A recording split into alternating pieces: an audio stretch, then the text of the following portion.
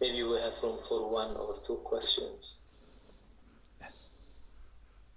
Assalamu alaikum. Alaykum assalam wa rahmatullah. Wa alaykum assalam wa rahmatullah. Inshallah, yeah, well, if I may Thank ask you. a question. Yes. Yeah, bismillah. Thank you, Sheikh. Inshallah, yeah, well. Sheikh, I just had a question about the points you mentioned, and maybe this was asked before, so I apologize. In some places, there are, lots of oppression towards Muslims. So there could be country A and country B, and let's say country A is an Islamic country, country B is not, but has Muslims, and there's lots of oppression to Muslims there. But still there's important relations between these countries for other reasons, perhaps. What's the, kind of reactions that one country in this position can take or do, because it has other important relations, but also wouldn't want to see, Muslims being oppressed, for example, or maybe even non-Muslims being oppressed, and sometimes it's clear that some non-Muslims are being oppressed. Thank you. Sorry, country A and country B, then in country B there are Muslims who are oppressed and country A has relation with them? This was the question? Yeah. Yes. Yeah. And country A, for example, is an Islamic country, and based on Yeah, what you we had something mentioned. like this, that if country A has a treaty with country B, they have to respect that treaty even if some believers are oppressed there, because we are very much committed to our treaties. So we cannot for the sake of protecting or supporting some Muslims there, to disregard our treaty as long as they respect it. But we have to find a way to also support those people without interfering. So we have to be very careful. Things are very complicated. Sometimes our support can cause more problems to those Muslims than, and sometimes if we have good relation with those countries, because of respect that they have for us, then they try to observe rights of Muslims better. So, in the international relations, sometimes things work more through relations and conversation and business, etc., than keeping the relation to minimum and just demanding respect the rights of your own citizens, etc. So we have to see what works better. I think most of countries, they don't want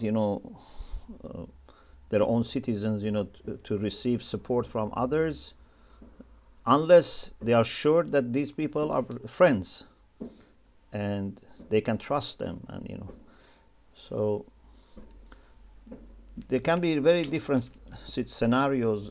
There is no one single answer, but one of the factors that you have to observe, one of the factors, not the one, is that relations between two countries and two nations are very much long-term, are multi-facet, and we need to consider the long-term benefit of truth, the long benefit of justice, and not be quickly reacting and not to seeing positive points and just focus on the negative points. And also we have to see what would be our reaction if other people do the same with us. So maybe when we are together we can expand and go into more details, inshallah. Thank you. Inshallah. You're welcome. We have two more questions. I'll ask them together and then maybe you can see if you would like to answer both or each separately. About the creation of men and women. Is it fair to say that the human nafs was created before the first person and later there were men and women, rather than both from a single nafs. So we don't have the idea that women are from a part of men. So this is the first question. And then also in many languages, Turkish languages, for example, or Turkic languages, Adam means just a human, a person. Is there evidence that the angels were asked to bow to a human as such, not specifically Prophet Adam?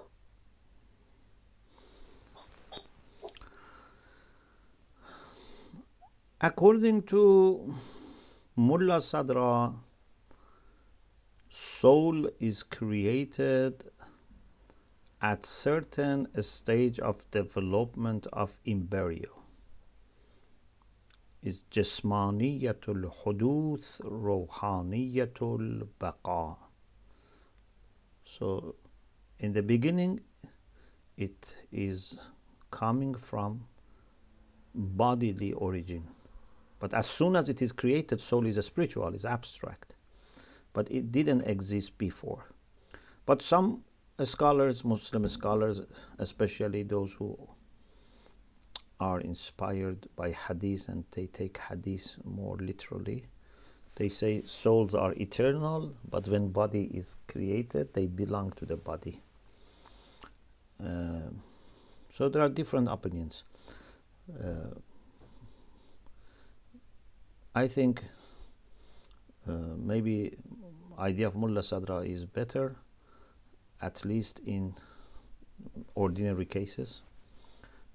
So if Adam is created and Hawa is created, they are created when Allah developed their body to a certain stage. And this ayah maybe refers to this.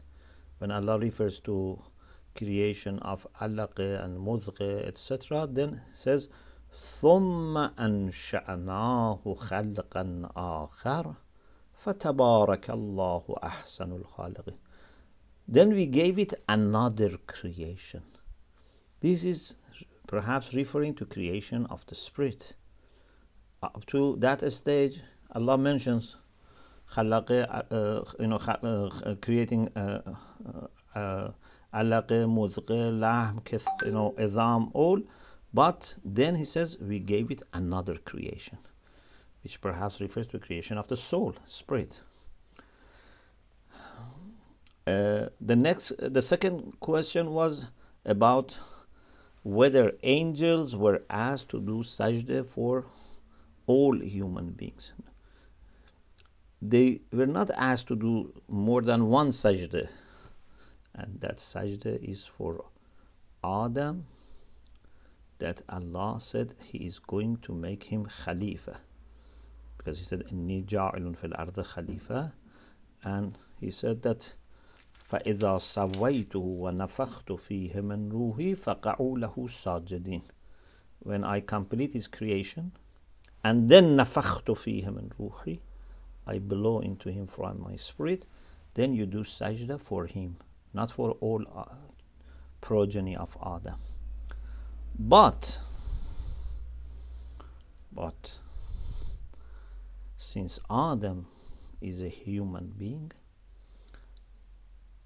sajda of angels for a human being who is of course now Khalifatullah, is going to be Khalifatullah, has implications for other human beings. It means that other human beings are also able to be in such a high position to be Khalifatullah. Not they are actually all Khalifatullah, but they have the potential. So being created from a physical body and soul, and having all the limitations that human beings have, didn't stop Adam from reaching this position, and didn't stop Allah asking angels to do sajda for him. So we can also, as children of Adam, rise to such higher levels that angels would be respectful, very humble and respectful before us. But not that they had to do sajda for every human being. جزاكم الله خير شيخنا الكريم. May It's Allah prayer bless you. time in Vancouver and